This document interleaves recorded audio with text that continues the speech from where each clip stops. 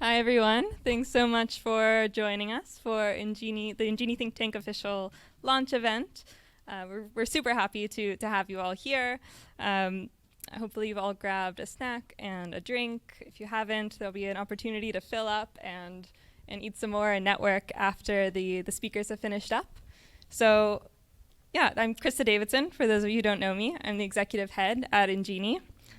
So today feels like a really long time coming for us internally. We've been building up the Injini Think Tank for about 15 months and have kept things under wrap, really trying to build up our capacity as a team, try and build some credibility before we really launch into the public arena. So we're really excited to do that with you today in this very exclusive in-person event, which is quite new to all of us in the days of COVID. So thank you for being here in person, in the flesh. So I'd imagine many of you have heard of Injini or maybe have been to past events of ours, and we really appreciate that support, if so thank you for your continued engagement in our community. But for those of you who don't know anything about Injini, it was an organization that was co-founded by Citi, the Cape Innovation and Technology Initiative. You'll see their branding all over. We have Ian Merrington, CEO of Citi, sitting in the back, and we are really all about the mission of improving educational outcomes on the continent. So we've always been African focused, specifically in the sub-Saharan African region. We've really focused in on increasing the quantity, quality, and accessibility of really solid education solutions across the continent by focusing on quality, accessibility, and relevance of education. So to date, we've really primarily approached our mission by supporting the innovators who are creating impact in their markets on the ground. So we're really proud of the contribution our programs have made so far to stimulating the African EdTech ecosystem and community. To date, we have seen nearly 500 African EdTech innovators come through our programs, and that includes our acceleration program, our incubation program, our boot camps, and all the other interventions that we've run in the training space for African EdTech innovators. We have further supported an additional 36 African startups through our incubation program and acceleration program. Those are much more intensive long-term programs. You'll hear from a few of the founders today who are actively in those programs. And to date, we've actually also reached over 1,000 more EdTech innovators on the ground through events and other sort of networking opportunities like this. So reflecting on all of our years of exclusively supporting the African EdTech entrepreneurs on the ground, we have realized that we're really missing a piece of the puzzle if we want to make a difference in African education and in making a dent to the education crisis that our continent is facing. So if we're serious about making that change to the education sector, then we'll need to engage and collaborate with more stakeholders on the ground. So especially throughout the public sector in African education, we realize that there's no getting past working with those guys to allow for the more effective promotion and support of evidence-based innovations that are improving education on the ground.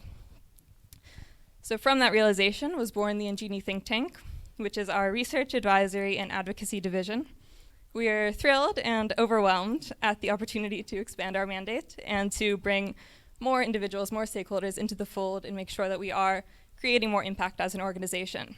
So we'll tell you a lot more about how we intend to do that with the Injini Think Tank. But for right now, we're really excited to be joined by a few speakers who are experts in their fields, who will be talking to us about all things EdTech, from EdTech public-private partnerships to the links between EdTech evidence, policy, and implementation. So first up on our agenda is our keynote speaker, Donnalee Donaldson. Donnalee is an educationist, a policy strategist, and an EdTech enthusiast. She's led teams that serve hundreds of thousands of youth and teachers across East Africa. She has expertise in collaborating with governments on the design and implementation of national education reforms and integrating technology into education. Her work in education has spanned 8 countries in Africa, and she's been recognized as a sector changemaker by UNESCO, Ashoka, and Unleash. Among her key accomplishments are rolling out a national skills-based entrepreneurship education reform program and managing the launch of Rwanda's first university in a refugee camp. We are thrilled to welcome Donnalee to the stage to speak to us about how research-based public-private partnerships can support education across Africa. Thanks, Donnalee. Thank you so much. It's always so weird when someone introduces you because you just sound so much more amazing on paper. How is everyone doing today? Okay, I'm a very energetic, I'm a very loud person. I live in Kenya, but I'm originally from Jamaica, and we're a very stereotypically loud and energetic set of people. So I will not accept silence or the post-lunch, slump. I refuse. So I'm actually going to ask all of you to stand, please. So as an educator myself, I want to get a better sense of who you are. You just heard a bit about me. I know nothing about you. I feel that's unfair. So I want to change the dynamic a bit. So I'm going to ask you to take your seat. If you are from the public sector or you're from the government, you can sit. All right. Thank you for being here. All right. Now, if you are from an EdTech company, you can sit. Ah, okay, got it. I know who's in the room. If you're from Injini, you're allowed to take a seat. If you are a teacher or a student, you can sit. If you're just here for free food, it's like the first time since COVID you've been able to socialize. All right, you guys get to say it's okay. I'll find out later on what brought you here. But thank you guys so much for being here. I feel a little bit better now that I get a sense of who is in the room. And I hope you guys also looked around and started to think about who you want to talk to when we get back into that networking session of this event, because we really want to talk about partnerships. At least that's what I'm here to talk about. So I'm encouraging you to, make some connections with the people in the room. And I hope you leave with new friends, So based on the groups represented here, it seems very safe to say that we are all people that care a lot about education, right? We are EdTech enthusiasts. We are learning experience designers. We are at least one government person. We're educationists in general. So most of us, we take this thing very seriously. We care deeply about making learning experiences better, about improving career outcomes, learning outcomes, and about strengthening education systems.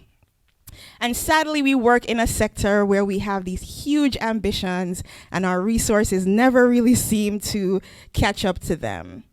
We want to educate all the children. We want to close all the employment gaps. We want to upskill and reskill all the employees. We don't have the resources, the money, the time, or HR to do so. So knowing all of this, I am still here today to ask you to do even more, right? We have all these resource constraints, and I'm still here saying, okay, there's something else I want to add to your never-ending list of things to do. So I'm going to ask you to bear with me as I make this case for more research-based public-private partnerships in the Pan-African education system. So I want you to imagine that you were setting out to take a huge climb. This is the climb of your life. It's 35 times harder than Table Mountain.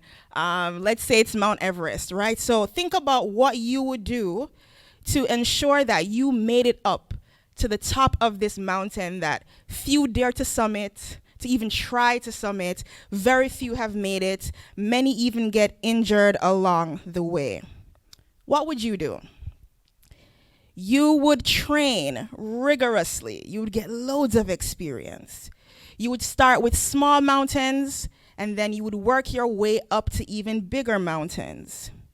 Maybe you would earn some certifications along the way, some survival skills. You would take some first aid classes. You would research the routes that have been taken by people who have successfully scaled that very mountain. You would learn from their successes, and you would also take notes of their failures to increase your own chances of success. You would likely join a hiking group or some community of hikers to train together and to keep your morale high, and you would find other like-minded people to take that ultimate journey with you, so that you would go up that big, great, giant mountain together. You would never try to do that alone. So obviously, you get the metaphor. Essentially, you would create your own version of a research-based partnership in order to accelerate, to increase your chances of success. That's how you get to Mount Everest. It's never by yourself. It's with lots of research and lots of other people in your corner. Climbing Mount Everest alone with no research, with no partners, is such a far-fetched idea that none of you lovely, well-educated, good-looking people would dare to do that. So we understand that in our minds for our personal ventures, but somehow when it comes into our professional work in education, we sometimes and very often end up in silos.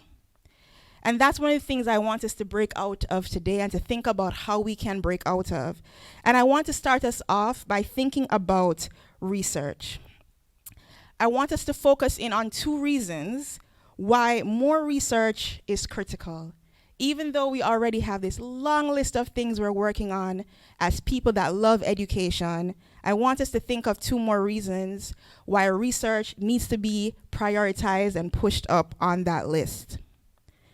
The first is the volume of data that we now have. And the second is the results of what happens when we act without research.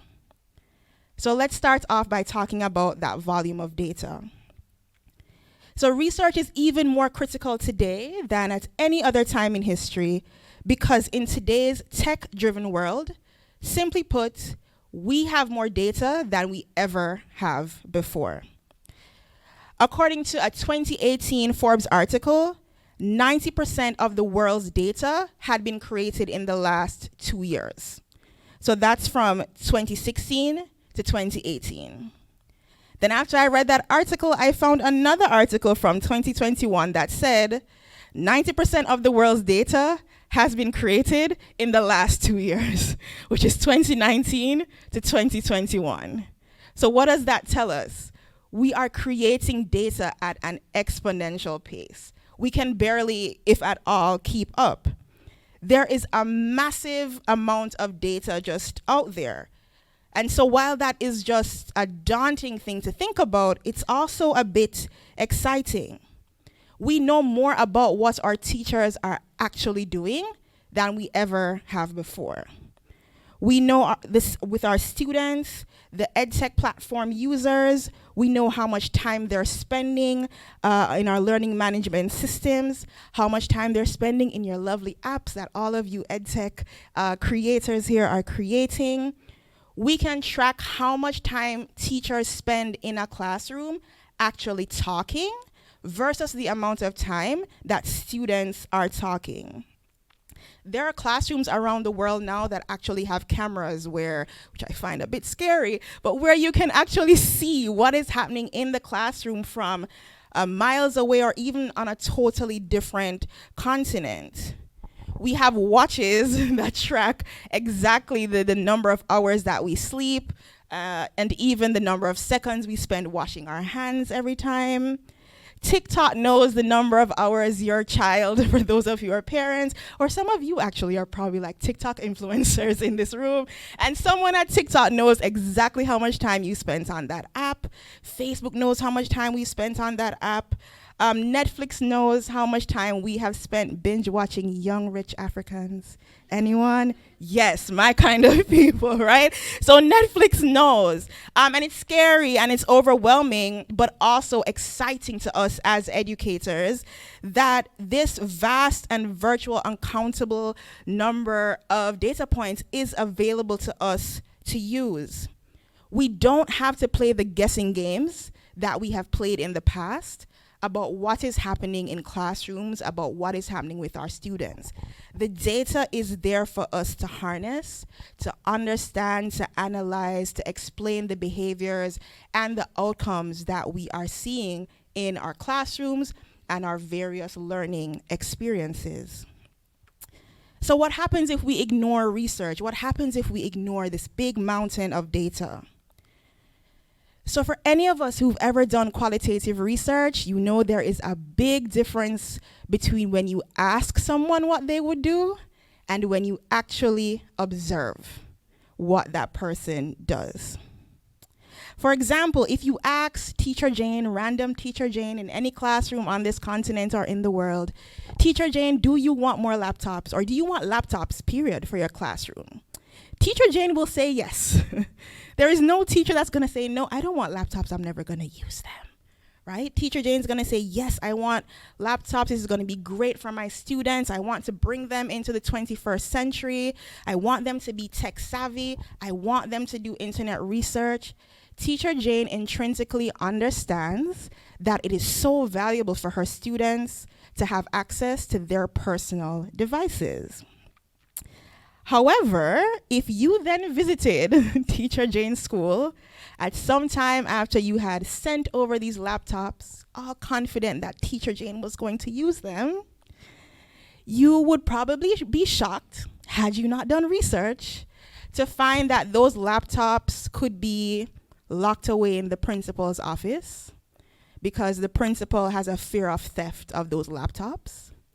Those laptops could be in Teacher Jane's classroom, still in boxes, neatly ordered in the back of the classroom with no one using them because Teacher Jane is afraid that the students are actually going to break those laptops, or because she has been told that if there are any malfunctions with these laptops, she personally will have to pay for them. This is not a hypothetical. Has anybody else ever gone into a classroom and seen this? Okay, good. I'm not alone, right? I'm not making this up. You've seen it. I've gone into classrooms and seen even that, that thin film that comes to protect the screen. It's still there. These laptops have been sitting, gathering dust in a corner for years.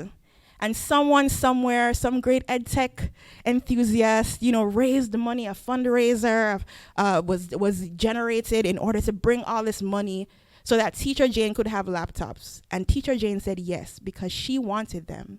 Her students also wanted them. But there was a lack of research that was done about what actually is going to happen when these laptops hit the classroom. And so had more in-depth research been done, had someone actually brought 10 laptops into the classroom and said, okay, here's the first set, let's see how you use them, a lot of these kinds of issues would have been unearthed. If someone had spoken to the other millions of NGOs that have tried this approach before or had looked at their research papers, it would have become evident that this was going to be an issue.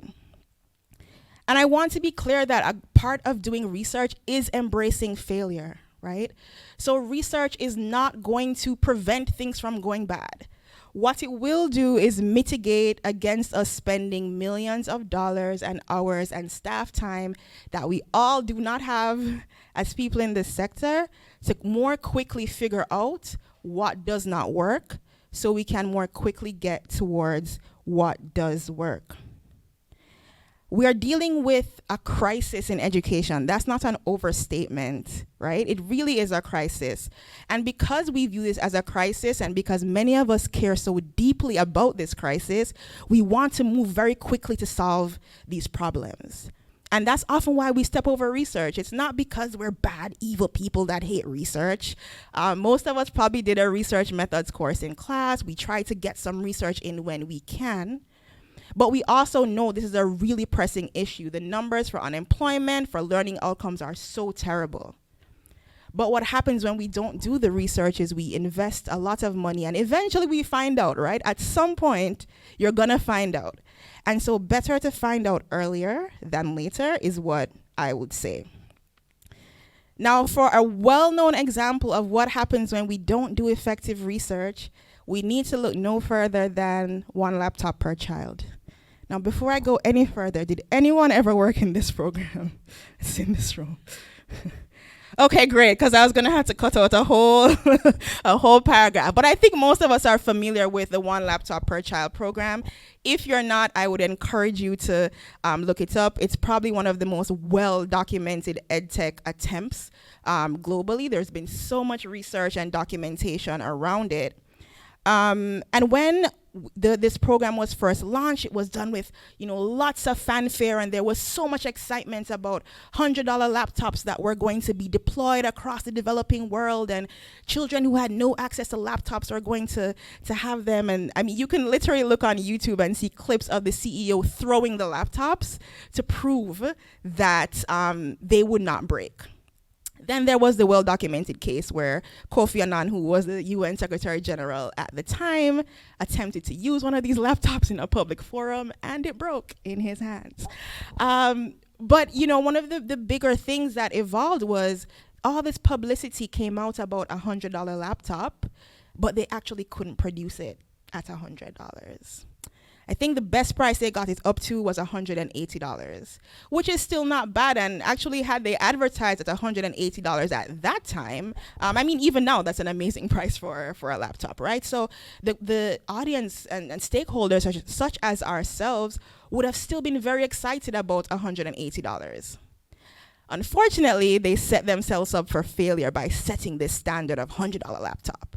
And so by the time they actually delivered the $180 product, people were already so put off by them.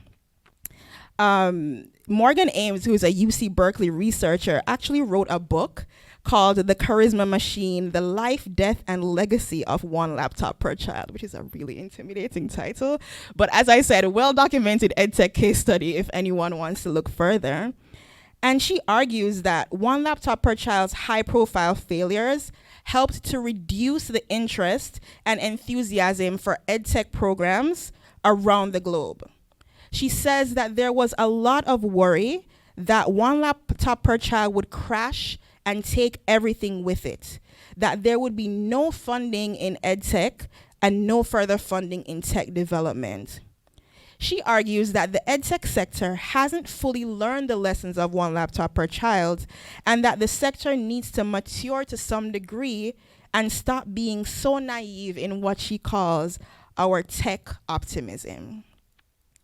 Many things stand out to me about her research, but most relevant to today's discourse is that when we do not do our due diligence, when we do not research enough, we don't only harm our own individual projects, we actually dampen future funding for other similar projects coming behind us. So if you, as I'm calling on you as an EdTech investor, EdTech entrepreneur, if you don't do your research, you actually harm potential for this gentleman beside you. I'm assuming you're friends. You don't want to hurt your friend, right? It's a real thing. I mean, I've literally been in rooms with government leaders who reference one laptop per child as like, you know, there's an elephant in the room. Are you going to be like them, right? There's real disappointments around it. And so we don't exist in isolation. And I want us to all remember that we focus on these big problems, and there are probably people here that want to be the next big entrepreneur. You want to individually raise your $100 million for your company, and that's fine. There's no issue with that goal. But it is important for us to recall that when we don't do this research and we do have these avoidable failures, we also make it harder for the other hardworking people beside us, even right here in this room. So hopefully, at this point, you're feeling a little more persuaded about the need to invest more time in research for your current and your future projects. And luckily for you, the Injini Think Tank is here to help you with all of that. But you may be wondering, why not go it alone? Why bog yourself down with these partnerships? I want to acknowledge that, yes, partnerships are hard and they can be painful. I speak from very real experience with that reality. But we also realistically benefit from public-private partnerships every day.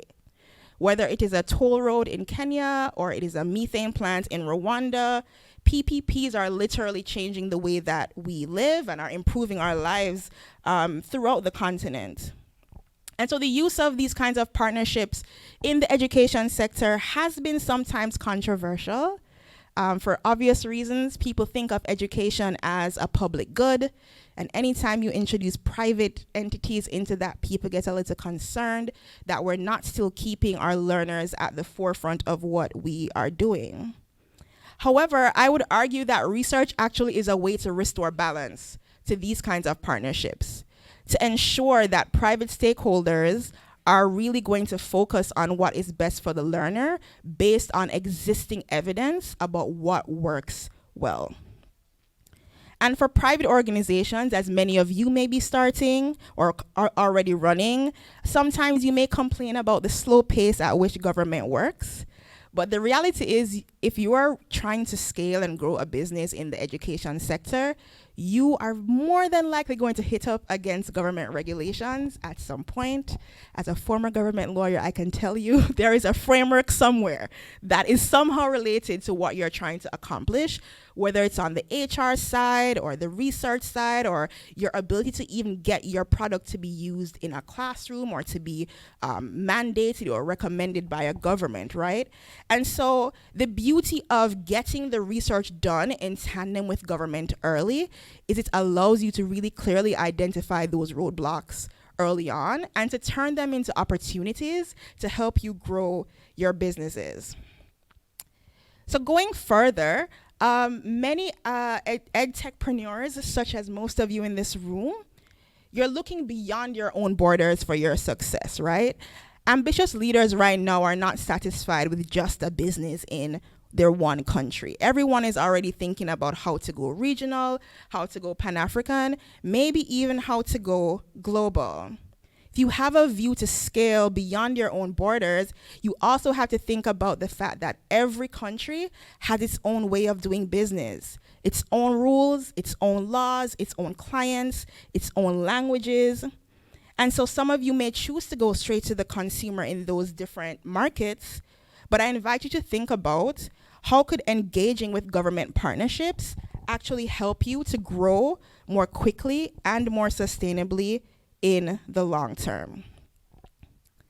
A common framework that we see with these partnerships is foreign investors or donors bringing money into national education systems. And that's something I contend with a lot.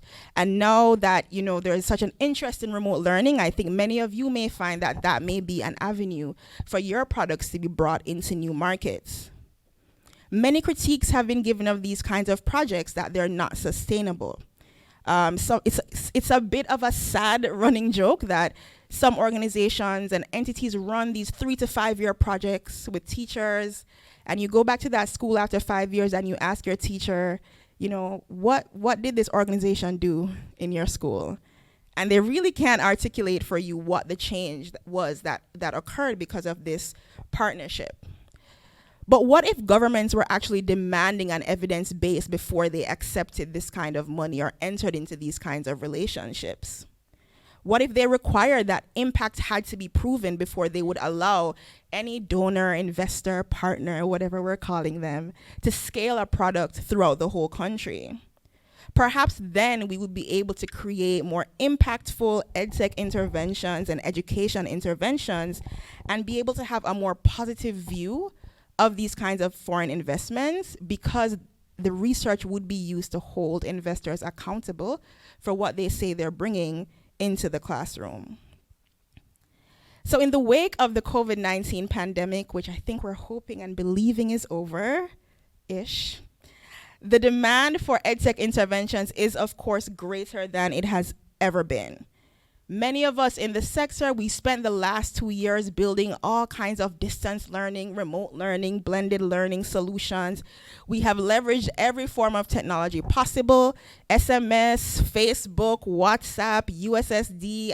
Every learning management system has been pushed, has been stretched. Some of you probably built entirely new EdTech businesses during this COVID-19 period. We were reacting to this unprecedented disaster, and likely we were just moving very quickly and using our best judgment to create something that would keep students learning in a time when many of them were trapped in their homes. But now that things seem to be under control, I think this is a great time for all of us in the sector to pause and ask ourselves what worked and what didn't work, and what are some new standards that we can set for ourselves moving forward, both as individual actors and as an ecosystem here in South Africa for you and on the continent at large. So earlier in the presentation, I asked you to reflect on the level of preparation, of partnership and teamwork that you would invest in getting to the top of Mount Everest. The work that we're doing in this sector is similarly a very steep, long, challenging uphill climb. For many of us, it has involved some long nights, it has involved a bit of pain, but it has also had some moments of triumph, some moments of success, and some moments of joy. It is a mountain that we are all still climbing, and I hope that we can make it easier on ourselves by investing more in research and more in partnerships and teamwork as we continue to climb. So I invite you to look around again, because your partners in this work, your partners to make it up this mountain, might actually be right beside you here in this room. Thank you.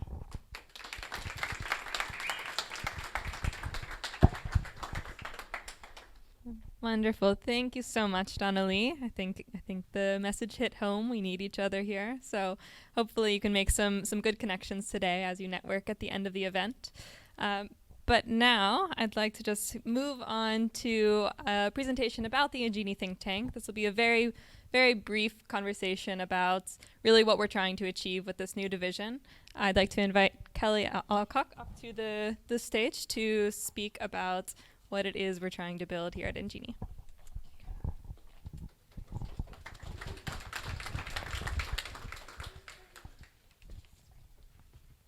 Good afternoon, everyone.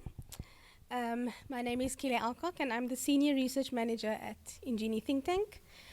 My role directly relates to research and content development in designing the research projects that we do for our acceleration partners, as well as our consulting projects. I lead the advocacy through focus group forums, as well as stakeholder and relationship management. But most importantly, I'm responsible for the Injini team. The Injini Think Tank has a clear vision, and which is to lead the African EdTech community through localized research, open innovation, and influencing educational policy. How do we do this? We are doing this through, let me just put the next slide, that is our vision and our mission. So we aim to do this by steering evidence-based localized industry research, which encapsulates the needs and the opportunities at the grassroots level. We provide bespoke market research, which we design, for EdTech entrepreneurs on how to maximize their solutions in their socioeconomic and political environments. And that's exactly what Donnalee spoke about. We further host and facilitate open discussion forums, community building strategic initiatives, and advocacy around education policy. So what is our role as the Injini Think Tank? We've identified 6 key areas, which is our focus, and that is to be a catalyst for ideas and actions, which we provide practical solutions to important challenges in the sector, and we try to stimulate public debate through our research, with the main aim of influencing decision makers at the policy level. The 4th one is to craft compelling frameworks, publish content, and build a research repository. We also organize workshops and forums to strengthen our EdTech community in Africa with relevant stakeholders, and essentially also to drive innovation through evidence to support entrepreneurship and education and technology. So I know we said we were going to speak about our strategy, but we thought it would just be better to give you a brief overview of what our role is. So our approach to our research, we've got 4 areas.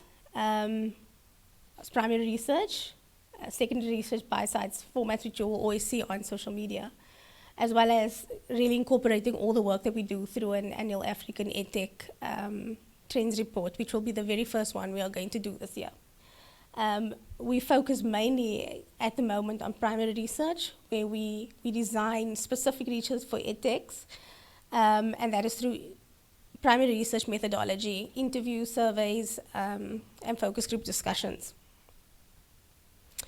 Our current areas of work, we reach on more than this, but currently this is what we are focusing on, which is mainly market analysis, which in sub-Saharan Africa, educational governance and procurement, which is very important for the uptake of EdTech in Africa, private sector partnerships, empowering educators, and that is through teacher training, tech to increase access to quality in education, education for the girl child. We recognize the importance of gender equality and what education means. Innovation for increased literacy, numeracy, and language comprehension, as well as learning through play. So that is our ECD component. Our strategic goals for 2022, we have identified that we need to create credibility, and this is through all our research activities. And what we have done over the few months was really to capacitate our think tank, and that was by getting more staff, and also refining our brand and our voice. And today is one of those events where we are able to formalize our ecosystem which includes government and civil society as collaborators. We don't do this alone. We've got a team of experts that are providing strategic direction to the Injini Think Tank, and they are experts in their fields. We are also trying to diversify our think tank advisory committee as much as we can so that we are able to have a Pan-African approach.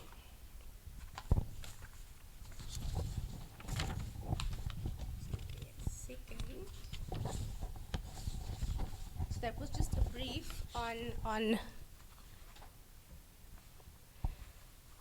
the Injini Think Tank. Without wasting any time, we are now going to have a panel discussion titled Missing Links, EdTech Evidence Policy and Implementation. Just to divulge into that, the discussion will dive into the relationship between EdTech evidence, education policy, and practical implementation of education innovations in sub-Saharan Africa. Our panelists will explore why the link between the three critical components of education sector is poorly understood, especially by grassroots practitioners, and will aim to come up with solutions that lead to a more cohesive, enabling, and effective education innovation system. I would like to welcome our panelists.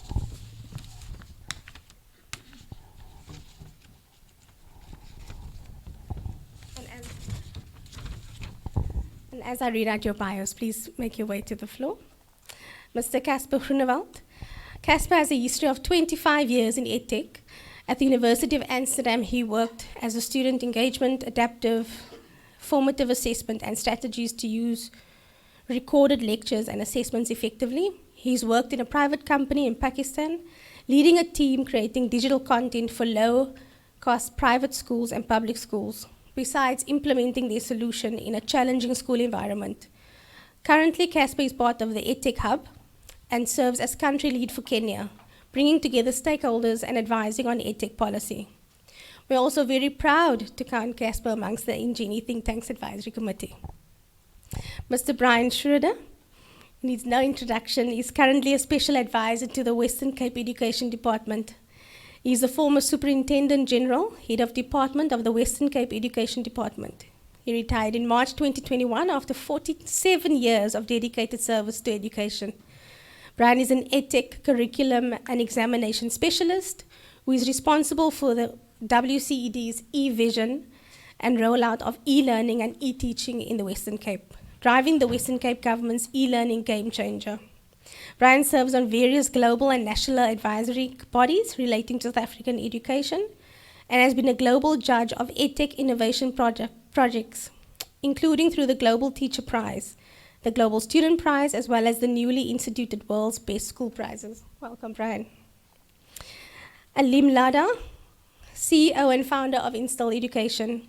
In addition to being a member of the Injini Think Tank Advisory Committee, Alim is the co-founder and CEO of Instill Education, one of the companies Injini is currently actively supporting through our AP program. Instill Education is a multi-channel, mobile learning, credentialing, and rewarding teacher training and professional development program, offering learning methodologies of bite-sized modules through a blended learning module to teachers.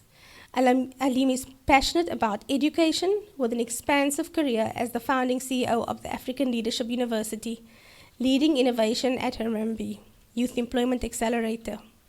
As a former associate principal at McKinsey and Company, where he was a leader of the education practice in the Middle East.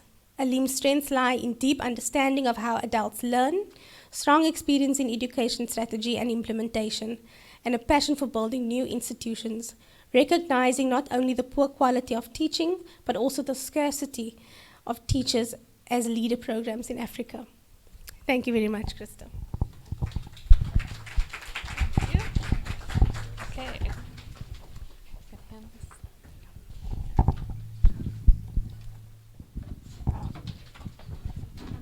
Okay, bear with us while we just get organized here.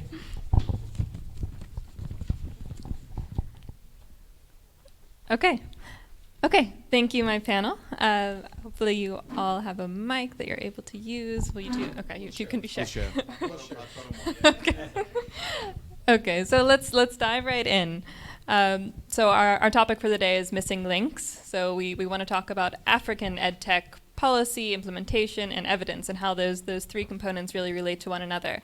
So just to start out with a round of one question that can apply to all of you. In each of your perspectives, from where you sort of sit on that spectrum, what do you feel is really the biggest problem that we're encountering that is creating that lack of cohesiveness across those three topics? So it might be sort of a lack of localized evidence locally in Africa specifically, poor translation or distribution of that evidence, a lack of responsiveness by policymakers, or practitioners just failing to understand what that whole process looks like and how to use evidence within their innovations. Casper, do you want to start us off? Sure, thank you. I'm not sure if you can hear me, but fantastic. So first, I think it's good to explain a bit what the EdTech Hub is, with whom I work. EdTech Hub was founded in 2019 by World Bank, FCDO, Gates Foundation to create and gather evidence on what works in EdTech, and not just that, but disseminate it and share it with policymakers to influence policy and implementation in countries. So the overlap between EdTech Hub and the Injini Think Tank, I think, is quite clear. 2020, COVID came and EdTech Hub had to grow quite quickly because there's a lot of demand. And with EdTech Hub, what we focus on is on EdTech in low and middle income countries. Especially Pakistan, Bangladesh, Kenya, Tanzania, Sierra Leone, and Ghana in sub-Saharan Africa. And when we talk about research, again, localization is an issue, and with the examples that you gave, Krista, I think that all of the above applies, because we have research, we have evidence, but a lot of evidence is on high-income countries, and it just simply doesn't apply to the context. Second, even if we have research, what works in Nairobi, I'm based in Kenya, doesn't work in the countryside. And often you'll see that countryside or rural areas in, for example, Kenya have more in common with rural areas in Sindh in Pakistan than with Nairobi. So context and localization are I think, everything. And a big problem with getting evidence adopted is that it's not just generating the evidence, and Donnalee said we have so much data these days. We don't have that much data when you go to rural Kenya or rural Tanzania. These are low data environments. If they would have data, automatic data, these are not the audience that fall in the middle of the normal distribution. These are better off learners. So we don't have the data, and even if we have evidence, we can't always get, or we often can't get the evidence to the policymakers. How do you get policymakers to read evidence? How do you get them to adopt the evidence? Well, first, reading the evidence. I like that a bite-sized evidence was emphasized in the Injini presentation by Kelly. Policymakers are quite open about not reading your 60-page report that you worked 2 years on. They'll tell you that. I'm not going to read that. And as some do. But don't count on it, yeah. And as a researcher, your funding depends on your high-impact journal that you get published in, so you have a different incentive as well. And I think there's a role both for researchers and governmental implementers to work towards each other. So have tailor-made messages to implement policymakers, and also for policymakers to to be taken, to allow themselves to be taken on the journey when you do research. For example, EdTech Hub is doing 9 research studies in Africa for the next 2 years. Policymakers can be taken on that journey. And if you do that, I'm not saying that it's easy, but if you want to adopt results, especially when these results are not what they would hope to be, for example, in Kenya, again, my country, that they want to, again, hand out laptops, as you probably know. If you want to counter that waste of money, let's call it that way, let's hope I'm not being recorded, you need to take them on that journey, show them why that is a bad idea, for them to be more likely to adopt that evidence. So, yeah, basically that's my answer, all of the above. Thank you, Casper. Brian, let's hear from you. So I'm an ex-systems leader stroke policy maker, and I think Donnalee actually summed up exactly the challenges of the missing links between the 3 sectors. Silos is one of the issues. We work in silos. The ability of companies or entrepreneurs to give us systems proof, or to give government systems proof of impact, not just impact in a tiny environment, is so critical.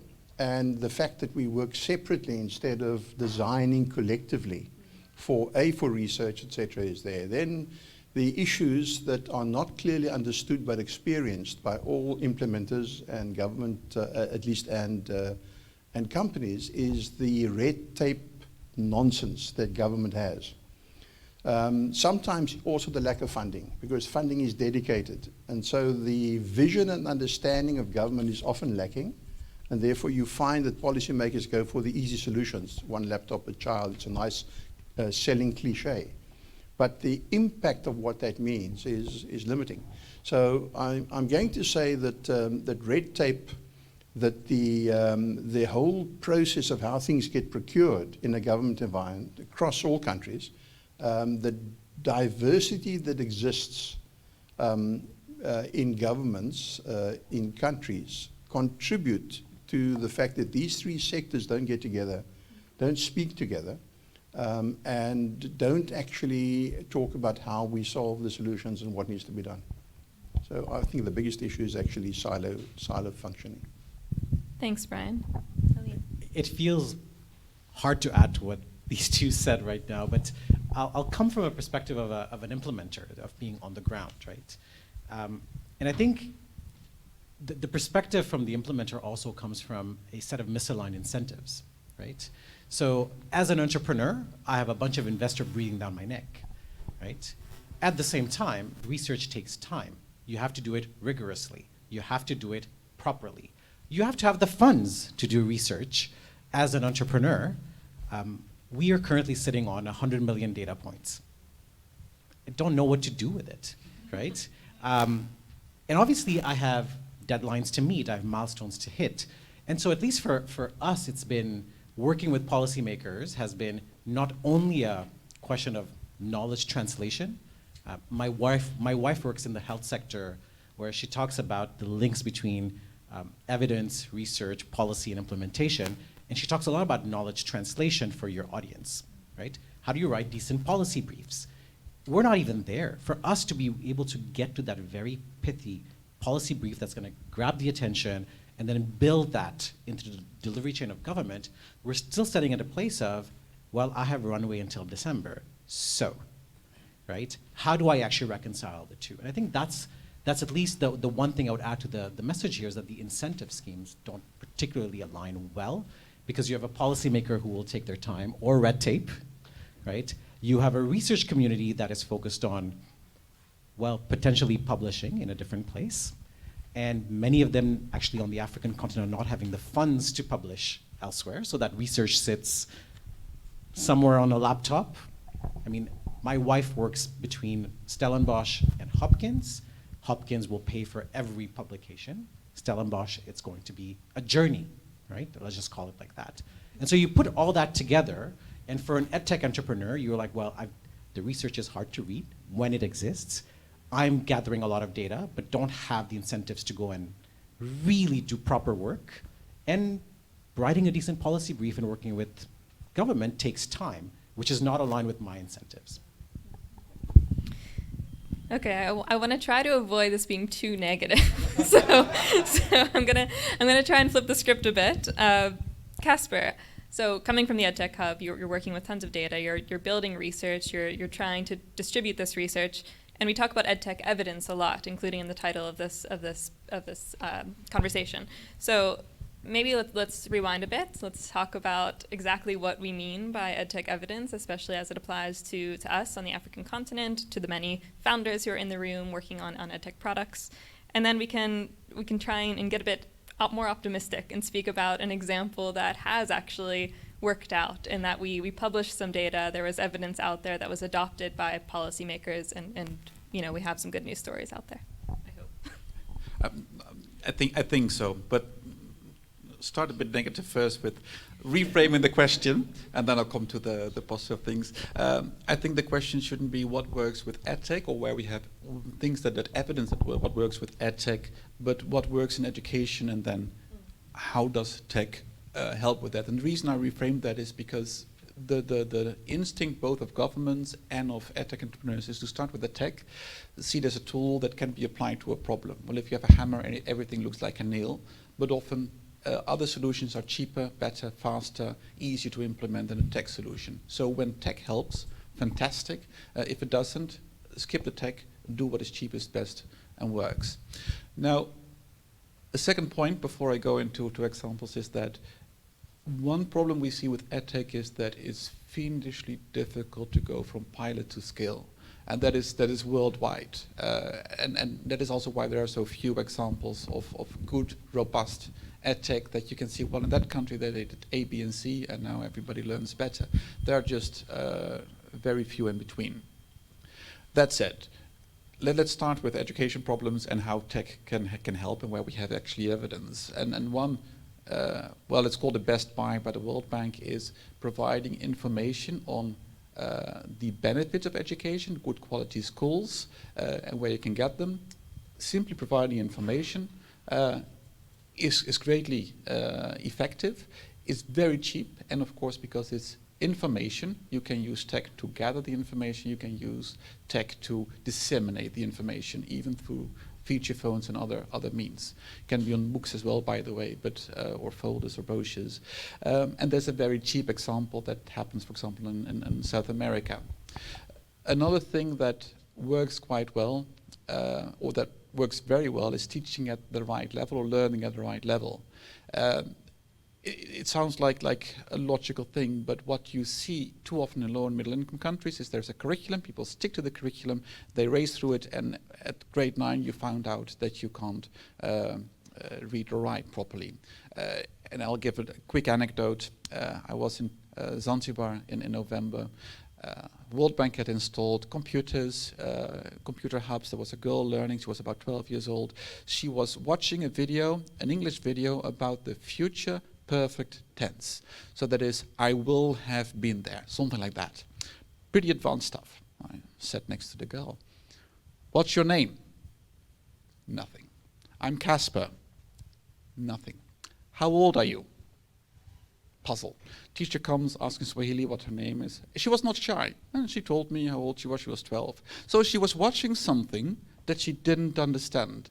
So this was not learning. This was not even close to the proximate zone of learning, as I think Piaget calls it. This was kabuki theater in education, and it happens so often. Now, back to tech. We see that assessing what students know, so that you know actually where you can learn, is something that tech can help with very well. Digital personalized learning has less evidence, but they're good examples, especially when it comes with math teaching, where you can offer problems at the right level and actually take them up step by step. With that comes foundational literacy and numeracy, and then I think it's related. When you go to grade 9 and you can't read, you've not learned anything. And people talk a lot, especially when it comes to EdTech and hypes about 21st century skills, critical thinking. Well, you can't read between the lines if you can't read the lines. So focusing and using tech to work on foundational numeracy and literacy It doesn't sound as sexy as 21st century skills, but actually it is where you can make a difference and where tech can help a lot. So that is examples that we know that work and where we have examples around the world. And finally, one remark, if I have time, use existing technologies when you can. So when you go down and out, don't use tablets in an environment where they've never seen a tablet. Use feature phones if that's what they have. Use radios if they have that. Use televisions if they have that, because that's what can be maintained, repaired. Parents understand it. Tablets won't be used for a number of reasons, and also they're too expensive. There is a flip side to that. Mike Trucan of the World Bank often says, start down and out and then go up and in, because what works in difficult situations works in easy situations. In this case, there's also research that shows that feature phones work well for teaching and learning. If you don't have anything else, but the moment you have televisions or computers, that feature phone is not going to be touched for education. So you really need to, again, tailor your solution to the context and the environment. Thanks, Casper. Great. So I think just to shift over a bit to the elephant in the room being government. And unfortunately... Be careful how you say that, And unfortunately, African governments are often sort of blamed for the education crisis that much of the continent is facing. Of course, you can't be held accountable for the continent. Thank you. But Brian, talk to us a little bit about sort of in your time working for the Western Cape Education Department, what exactly was being done that you feel is not actually out in the public? So, what do you wish the public understood about government processes when it comes to using evidence to make policy? Yeah, a lot. Government has got, the public sector has got no understanding of what government actually does do. No understanding. And it's partly government's fault because you don't publicize it enough. You don't showcase enough what's happening. And in fact, you do showcase it, but it is not sexy in the media. So getting that to the audience that it can actually benefit from what you're doing is quite significant. But there are a number of really good examples. And I think if we're talking about how these three things must come together, one of it is helping to create a good vision for government. Government thinks they have a good vision. Every government thinks they've got a good vision. Every government has a 5-year strategy that is so short-term that you don't make significant systems impact in such a short-term period. So you need a longer strategy and you need a longer vision. And the assumption that government can do that or knows what they want to do, one has to be cautious about. And so a partnership of sitting around the table trying to create or aid or enable that vision is quite critical from all role players, all sides of the sector. But I also think that there are some really great examples. The e-learning strategy which the Western Cape government did, and that's not the national South African strategy, that's the Western Cape government strategy.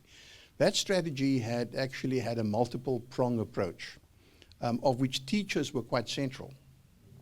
Content was quite central, but most central was creating an enabling environment, which means access to digital resources, which also means Wi-Fi access, broadband access, etc., to all schools. So at the moment, for example, all schools in the Western Cape have broadband connectivity. Now that's not known everywhere. There are a few exceptions in very deep rural schools, but because we're not a deep rural province like KZN or Eastern Cape, it's easier for us to have that coverage. But I think there are many things that we can look at. I think we can, for example, say, what were the lessons learned from lockdown? And Donnalee, I agree with you. I mean, I made a note. I actually want to speak to our government again and say, guys, have you done enough research on the great examples of what worked using blended learning and digital learning approaches in the lockdown period? Because there's a hell of a lot to learn from that. And in fact, there's a lot to be learned from the sectors together or collectively, if you like. So I also think that versatility and adaptability is important. Often the solutions that are brought to government are either old or international solutions that are brought to African solutions. They don't work. The context is so different. So you've got to design it or adapt it significantly. And I think that's a conversation that has to be had. And there are examples of great changes. There's an Indian company, for example, working in the West, working in South Africa, in fact, in the maths field, that are able to write digital resources for any curriculum in the world. They work in a number of countries. That's an adaptability. So people then say, okay, so if you now have digital resources, what does it help if kids don't have access to it? So government must create the enabling environment. At least you must then have digital access if it's in after school hours or computer venues, and make that access available not just in the class context. If you can, create digital classrooms. And I think we have to chip away at it. One of the solutions I think that can be a great partnership is, and I was saying before we came into this, you know, if governments were to just set aside all the money that is unspent in a year, all the money that is wasted, fraudulent, corrupt, whatever you want to call it, politically correct or not politically. If you save all that money that is wasted or not spent, we could create a geocentric satellite over Africa that can create digital access to any child, whether they are in a shack or in a classroom. And these are the conversations, the hard conversations, and I think our conversations must therefore be small project conversations. For example, creating augmented reality content that is curriculum-based. Now that's a difficult thing because the curriculum is different in every country. So you've got to be flexible enough to be able to be versatile in your curriculum. But augmented reality is one of the solutions. I also spoke earlier about the reality of the divide, the inequality that persists. That inequality is in the country, it's across countries, it's in regions in a country, such as a province, for example. That inequality must be bridged. We speak about, as Rebecca Winthrop from the Brookings Institution speaks about, leapfrogging inequality. There are ways to do that. And if we recognize and have the vision that EdTech can play a significant part, we talk about dual levers for leapfrogging inequality, of which e-learning, our EdTech version, is one of those. And they're brilliant examples of what happened in lockdown in the poorest communities by pushing small bundles of data daily for learners, because every family had a cell phone, and that 15% of a school community that didn't have got subsidized money for a cheap cell phone. So you don't have to have a laptop for every child. There are different solutions that are contextually relevant at a given time. I think most importantly, in the context of this conversation, government's got to be far more open to it. They've got to be far more flexible. And I believe that the role players around the table here actually must influence government far more than what you may be doing. And I understand why not, because you get frustrated when working with government. It is difficult and terrible, but if you help and don't tire of those conversations, push the conversations. Injini is an example. Injini in many ways had been doing fantastic work, but your actual link with the education context in government, I think, could be far stronger. I think that's one of the areas as well that we need to do. And it's not a finger pointing. We're trying to look at greater solutions and solutions going forward. So right. I can give you many more examples, but I'll stop there for a while. Thanks, Brian. I think we'll come back to a lot of those points now because I think it's important. We also understand the procurement process a little bit more and how government has adapted, and particularly in light of the pandemic, where so many children were out of school and we needed to come up with solutions to continue learning in one way or another. Like how did that happen practically? But we'll come back to that. In the meantime, I would like to hear from Alim about some of your experiences in trying to navigate the red tape that Brian was speaking about as a practitioner on the ground. So I know Instill Education has been fighting some uphill battles in terms of, okay, I won't spoil it. I'll let you explain, and maybe there's a positive twist here, but I'd love to just hear what your experience has been. So I'm going to take an optimistic stance on this. And I actually think that the reframing for us is, and for those of you who don't know, we're trying to do two things in parallel and eventually connect them. The first one is to actually launch a private higher education institution in South Africa focused on teacher training. That's the heart of where we started, right? Is can we develop great educators on this continent and make a demonstration effect out of it, right? which requires you to go on an accreditation journey as a university. We can't be a university because public institutions are known as university, but it's the equivalent of an institution that can award a bachelor's of education or a postgraduate diploma in education. We also work in the professional development context where the incentive schemes are completely misaligned between who benefits from your product, but who actually pays for your product. And as an EdTech entrepreneur, that's like your life, basically, right? Every day, you're trying to figure out, how do I actually find the product market fit that all of us are looking for in a world where the person who pays for it and the person who benefits for it are not the same. Teachers are not incentivized to do professional development today. There is nothing in it from them beyond their own growth and their own inner intrinsic motivation, right? They will not get promoted faster, they will not earn more money, they will not. And you're then asking them in the context of lousy Wi-Fi, data cost, to now spend an extra hour to do professional development. So linking all that together, we've had to figure out how to walk a journey with policymakers. So in South Africa, we've been in a journey for 5 years with the Department of Higher Education to get our accreditation. By the way, if you're religious in any form, today is their meeting where they're actually discussing what is meant to be the last step of our process. So I hope it goes well. We'll find out in about 3 weeks. But I actually think the reframing I'm trying to make of this is that it is hard everywhere, right? It's not just a South African thing or a Kenyan thing or a Ghanaian thing. I have friends of mine trying to work, I remember the journey Relay, the Relay Graduate School of Education, walked to get their accreditation.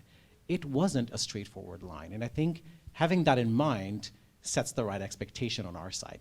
It is a journey you're walking with a group of people who will get blamed if you screw up. They will not get credit when you actually succeed, right? And so they will be the newspapers because this fly-by-night institution launched and awarded degrees and screwed over the system. But the day we get to launch and get awards, cross fingers, right? My speech will not start with, and I would like to thank the regulator, right? It's just, they're incentivized not to take those risks because they will pay a price for it. And so our journey has been one of frustration, for sure. Really long processes, for sure. Every time they come back with feedback, you're like, and they'll tell you, oh, but things are going well. And I'm like, what are you talking about? Every time you give me feedback, I've got another year of runway to find somewhere, right? To be alive, to outlast your process. Now, on the pure EdTech side, I think similar to what Brian said, it's been definitely harder in certain geographies versus others. In Ghana, we launched January 18th with our platform for a pilot, and we were looking to have 500 teachers in partnership with the National Teachers Commission and the Ministry of Education to run this. We are today sitting on 10,000 teachers who are doing PD with about 1,000 users every day, 25,000 modules completed. They're submitting evidence that we don't have the capacity to review right now. And to me, there is a hunger there, but I think there was a window of opportunity in Ghana. They were post-election, and they were interested in engaging in these type of experiments. We are transparent with data. We are also very clear with them about what we can and can't do, so we're not overselling it. And we've agreed to walk a journey with them. And ultimately, that's been my experience, is that, yes, they are slow, they are bureaucratic, there's a lot of red tape. But actually, if you build your business around understanding that, hey, there's an election every 4 years, and you need to just work around that and the processes that they have, there is something to be had at the end. Maybe that's the positive spin. And post-COVID-19 is another fantastic window of opportunity. Teachers and the systems are right if you are agile and quick to be able to engage in that space. Can I pick up on something that Alim said, like who's paying, who's your client, which always is a problem for EdTech companies.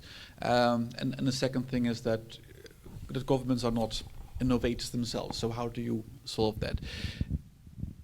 In China, they have a solution, or at least a solution that works for China, where schools get a budget from the state and they get a percent of the budget is earmarked for innovation. And that means a school can say spend 3-5% of their budget on any product. Well, maybe not any product because it's China, but still they can choose their own product and use that in their classrooms. And that works quite well because you have your revenue as a company. Well, you probably have to first sell it or give it half a year for free, but that's always the case anyway.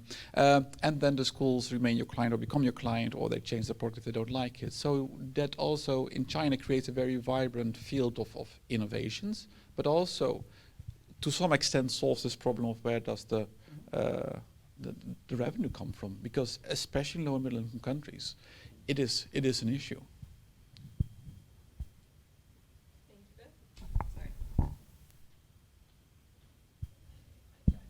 Okay, yeah, thank you, Casper. Thank you, Alim. I think just to pick up on the conversation that we started around procurement and sort of how that has changed in light of COVID-19, there's been some agility demonstrated by most governments across the world, including ours. We've had to adapt in one way or another. Something had to be done. Most of those decisions I don't think were very evidence-led because it had to happen quickly and there wasn't time. So Brian, maybe just to start us off on how you've seen things change, if you've seen things change at all internally with your government hat on, and then we can also hear from Casper and Alim as to what they've seen and if it's affected them in any way from their perspective. You've taken us back now from being positive to, unfortunately, extreme negativity again, because actually I've not seen growth in procurement. I've not seen agility in procurement in governments. In fact, when we were at the height of crisis and we needed a flexibility to be able to procure, the state has put in an investigation because of lots of fraud and other things, corruption, and has now tainted everyone who acted in a way that was more flexible to procure in that space. And so it's been such a disincentive that I'm afraid it hasn't. It's done more damage to procurement reform. And across the Pan-Africanist space, I think it is even more so. The key word at the moment is corruption. And the evidence in South Africa that's coming to the fore actually puts more red tape and more regulatory space in it. And unfortunately, in the lockdown period, where the National Treasury was supposed to open up opportunities for fast procurement, it inhibited more, which I thought was quite ridiculous. Again, there are reasons for it, and therefore you have to read the context. That doesn't mean to say it's got to stay like that. And there are governments with the intention, the Western Cape being one of them, in fact, to reduce the red tape and to put in procurement reform processes, but they are bound by national regulatory frameworks. And that's one of the issues about funding EdTech, for example. It's simply not an easy task to do. So government then says, well, we can't fund, we can't procure, even on evidence, because you bring unsolicited bids to us. So what you have to help government to do is to create an understanding of what their need is, because they don't know it. Help them write the documentation, the tender, the bids, but you can't actually if you're going to tender. So it complicates it a bit more. But assist in the frameworks that are required. And then get something that is clear enough to enable an open market tendering, which might be to your detriment because you might not get the tenders in the end. But I think there's a bigger picture. And I think that is the solution. And in the EdTech space, which is so rapidly and fast changing, it's even more critical because the speed of change means that your longevity of tenders, for example, by the time you start rolling out, it's changed. And then you're selling old technology to the state, and that's inappropriate. So, yeah, no, it's tough. But I do think there is an appetite for reform, but it's going to need quite a challenge. Yeah, Casper, I'd like to hear in your experience at the EdTech Hub how you've worked with policymakers. I know that's a big priority of the EdTech Hub is to speak to those decision makers and hopefully get them to listen to what the evidence is telling them. So do you have any stories where, like Brian's saying, there was a big sort of interest in being responsive and being adaptable and agile and really seeing that change? There's been a lot of interest, obviously, during COVID. And now, with the end of COVID, the interest goes to transitioning back to school remedial teaching. I think one of the lessons of COVID is that it should teach us humility as an EdTech sector. Because I think that in most countries, low and middle income countries especially, it didn't live up to any expectations. So that is one thing that we have to keep in mind. That said, there is, well, with EdTech Hub, what we have is we have 6 focus countries. We also have a so-called help desk where any country can ask a question through FCDO, World Bank, and it comes to EdTech Hub on a specific need that they have. And there's a lot of and it's nice to work with EdTech Hub because you can see that different countries have the same question. And the questions seem quite simple, actually, like how do we create or curate content, put it on a platform, offer it to students so that it's going to be used. And it sounds so simple, but taking apart your curriculum, identifying what content you need, curating that content or creating it, the less you know, the easier you think it is, and the more likely you are to fail. And actually failure, again, I think is a recurring theme. Not just to be negative again, I'm so sorry. Not just in high-income countries. I mean, already there you see that most EdTech initiatives fail in history. And that is where all the conditions are there. But in low and middle income countries where you don't have the conditions, it's even worse. I want to give a positive spin because I think that's what you want. So, so we've been saying about, well, handing out just computers doesn't work, just creating infrastructure or connectivity doesn't work without an implementation.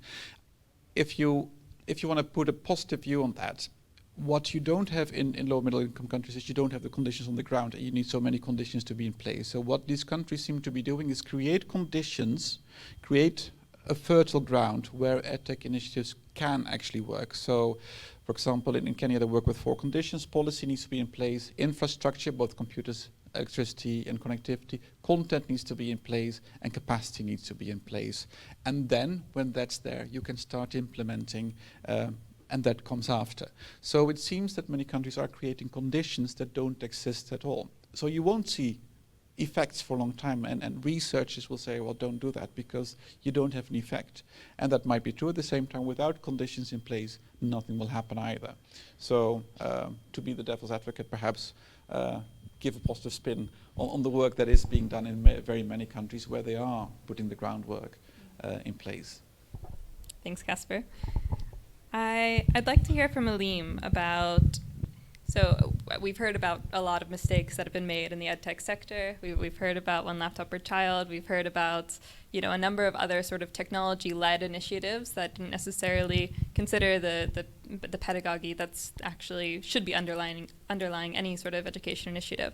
So are there any mistakes that you've seen as a practitioner, either maybe your team has made yourselves, maybe you've focused on digitizing content too early, or I don't know, there's some other sort of mistake that you've seen in your space or by a peer that you would want to warn the sector to avoid in future?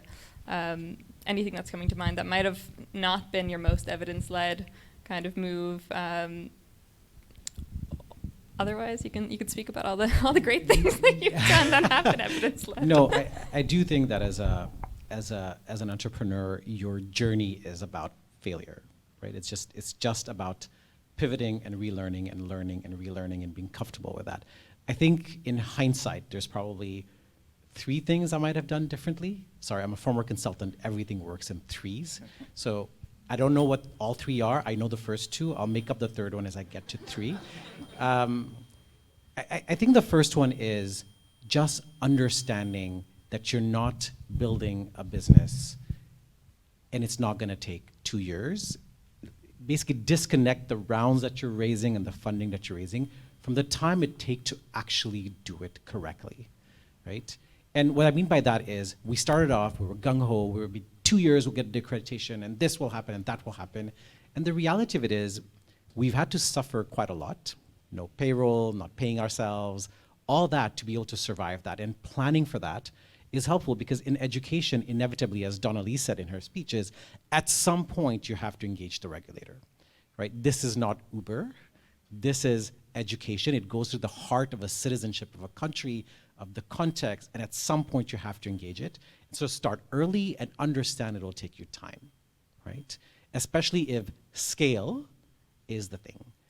I think the second thing we learned the hard way, and it seems so obvious, but like raise your hands, all of you are EdTech entrepreneurs here.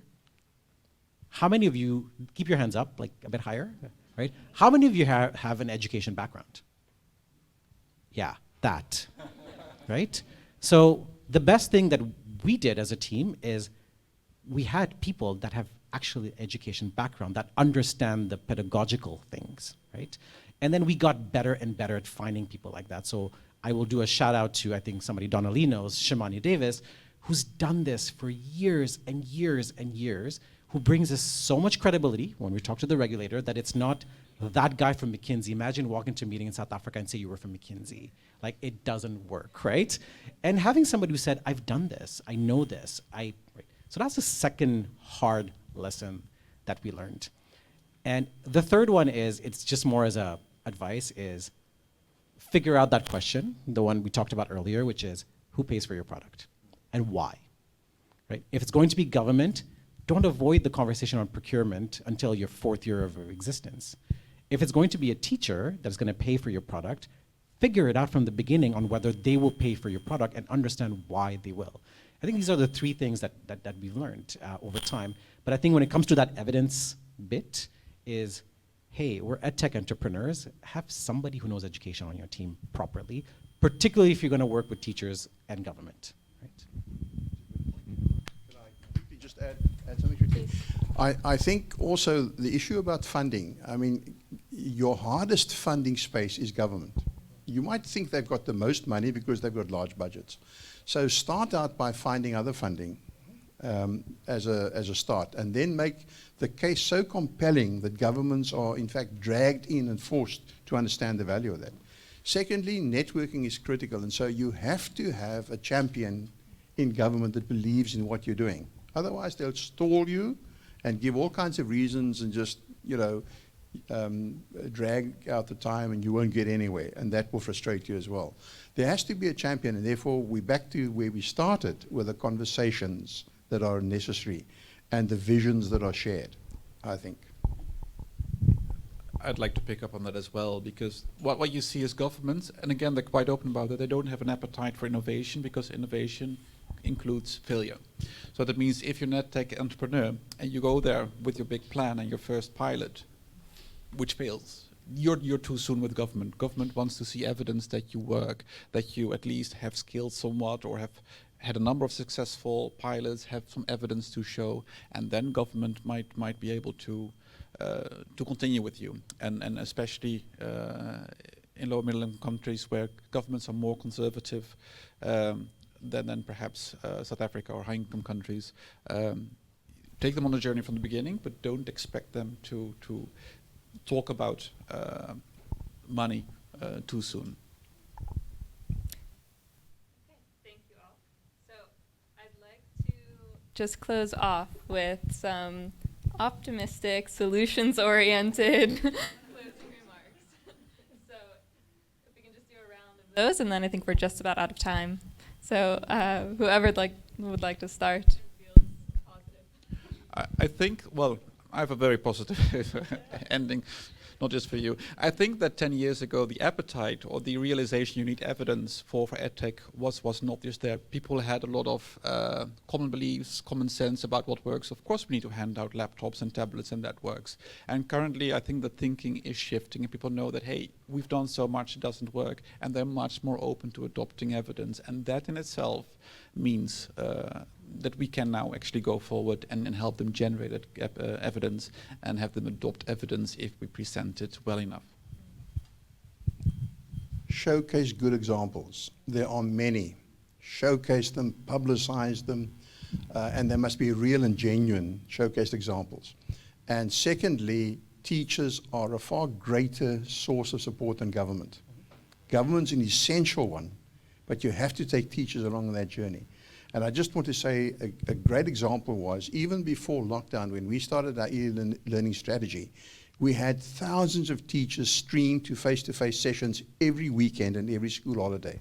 because it was a strategy that was explained and that was known and that was wide-ranging and touching everything. And in lockdown, it didn't stop. It changed to online courses. And so they accessed thousands online courses. Don't forget about teachers and don't leave them out of your thinking and your work. Look, I'm an entrepreneur, so by default, I am optimistic. Otherwise, I wouldn't do what I do.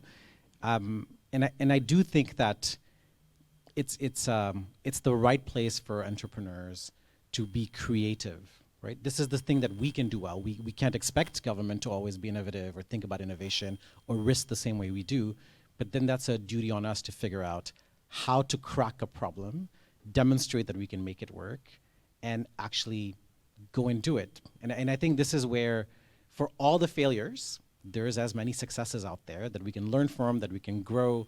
And I always remind myself something, one of my colleagues, one of my team members said to me, is that ultimately most of these people in government, with the regulator, with the department, are good people that go home every day and are actually working really hard in contexts that are difficult for them.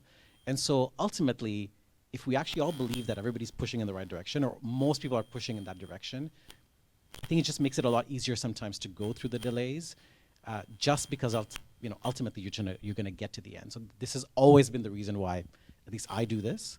And I think for us as EdTech entrepreneurs, yes, I know we want that big exit or that big whatever, but we're all trying to get that one thing that matters, is what happens in the classroom. If it doesn't change anything there, then you shouldn't be doing this at any point. And I think everybody that I speak to at ministerial levels, at the technocrat, the bureaucrat, they sometimes have forgotten, but ultimately that's what they care about as well. And as long as you remember that, it's quite easy to be positive, I think. Yeah, I agree. And if I can perhaps just add one other thing as well. Not all governments, not all government sectors will be supportive or flexible or innovative. And therefore, learn your governments, learn your sectors, and identify those aspects or those sectors or provinces or whatever the case might be where you can have and show success easier, because that can help you with further government engagement onwards. I think it's an important lesson as well. I agree. Thank you all so much. If we can get a big round of applause for our panelists.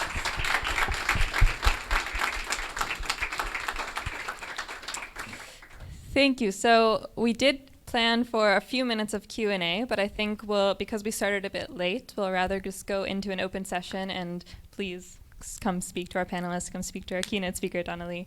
I'm sure they'd be very happy to engage with you over a glass of wine or a coffee or some food.